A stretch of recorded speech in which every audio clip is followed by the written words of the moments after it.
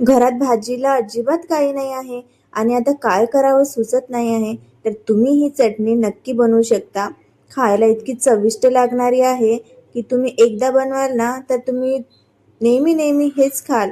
कशाची बनवलेली आहे तर चला नक्की बनवूया.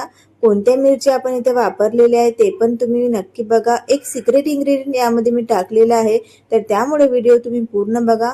तर मित्रमंडळींनो, तुमचं स्वागत आहे माझ्या इंडियन किचन चेस्टा कुकिंग चॅनलमध्ये. तर इथे आपल्याला हे मोठी मिरची घ्यायची आणि यामध्ये थोडीशी लालसर हिरवी मिरची आहे ती घेतली आहे. जेवढा आपल्याला बनवायचं आहे तेवढ्या आपण मिरच्या घ्यायच्या. छान पाण्याने याला धुवून घ्यायच्या, जेणेकरून ज्याचे ते देठ आहेत ना, ज्याला देठ म्हणतो आपण, ते ते हिरवे असायला पाहिजे. वाढलेले देठवाले नका घेऊ, कारण की बघा मी साईडने वाढलेले देठवाल्या काढून ठेवलेले आहे. वाढलेल्या देठवाल्या याचा जास्त वेळ जास्त काळ टिकत नाही ठेचा, तर त्यामुळे आपल्याला आता या चाळणीमध्ये काढून घ्यायचं आणि याचं पाणी आहे ते पाणी गळू द्यायचं आहे. नंतर 5 मिनिटांनी याला छान असं पुसून घेऊया, जेणेकरून याला पाणी राहणार नाही. कारण पाणी राहिलं ना तर जास्त काळ आपला ठेचा राहणार नाही, लगेच ना खराब होईल. तर यासाठी आपल्याला छान पुसून घ्यायचे आहे. नंतर याचे जे देठ आहेत ते काढून घ्यायचे. बघा मिरचीला असं आतमधून पांढरं राहिलं पाहिजे देठाला, त्याच मिरच्या आपल्याला वापरायच्या आहेत. तर सर्व मिरचीची ती देठ काढून घेतली आपण. छान असे सुकल्या, पण पाणी अजिबात याला नाही आहे. बघा पांढरे देठवाले आहेत, ह्याच वापरायच्या, कारण की सहजासहजी आपण दुसऱ्या जर वापरल्या तर 1 ते 2 दिवसात खराब होतील. तर बघा इथे ना ही एक हिरवी मिरची घेतली जे जास्त तिखट आहे आणि ह्या मिरच्या तिखट नाही आहे. तुम्ही आणखी जर तिखट लागत असेल तर तुम्ही 2-3 मिरची एक्स्ट्रा टाकू शकता हिरव्या मिरच्या. तर मी इथे एकच टाकलेली आहे. आता इथे आपल्याला चॉपरमध्ये चॉप करायचं आहे. मिक्सरमधून आपल्याला अजिबात काढायचं नाही, कारण की आपल्याला ठेचा नाही बनवायचा आहे, आपल्याला चटणी बनवायची आहे. म्हणून आपण चॉपरमध्ये चॉप करायचं आहे.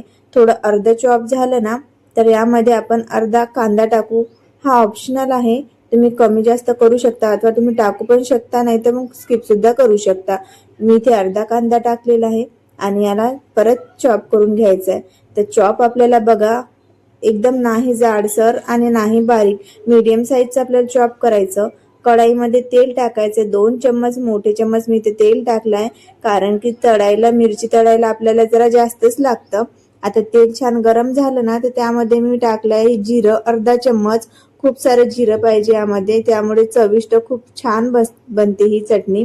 आता जिरं छान तडतडलं ना तर यामध्ये आपल्याला हा ठेचा आहे ना, मिरची कूट आपण टाकून द्यायचा. अर्धा परत कलायची. छान जोपर्यंत तेल सोडत नाही ना ही मिरची, तोपर्यंत याला भाजून घ्यायची. बघा 5 मिनिटांनी याला छान तेल सोडलेलं आहे. आता आपल्या ठेच्याची समोरची तयारी. तर यामध्ये आपण मीठ घालून घेऊया अर्धा चम्मच. चवीनुसार तुम्ही टाका. सोबतच इथे मी थोडीशी हळद टाकली आहे आणि इथे मी लाल मिर्च पावडर टाकलाय, थोडं टाकलेलं आहे. कलर छान येतो यामुळे, अथवा तुम्ही स्किप सुद्धा करू शकता.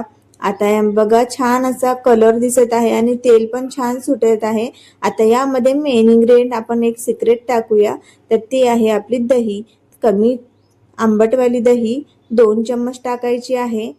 तुम्हाला जर आणखी जास्त आंबट लागत असेल तर थोडी तुम्ही वाढवू शकता.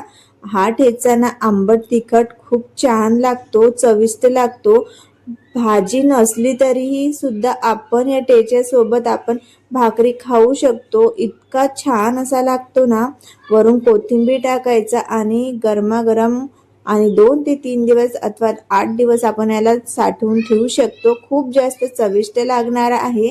तुम्ही पण असाच बनवा. आता बघा किती छान लागत आहे. जर मी हा ठेचा बनवते ना तर मला भाजी बनवायची अजिबात गरज नसते, कारण की ह्याच ठेच्यासोबत सर्वजण खातात. तर मित्रमंडळींनो, तुम्ही नाश्त्यासाठी पण हा ठेचा बनवून ठेवू शकता. व्हिडिओ आवडल्यास लाईक करा.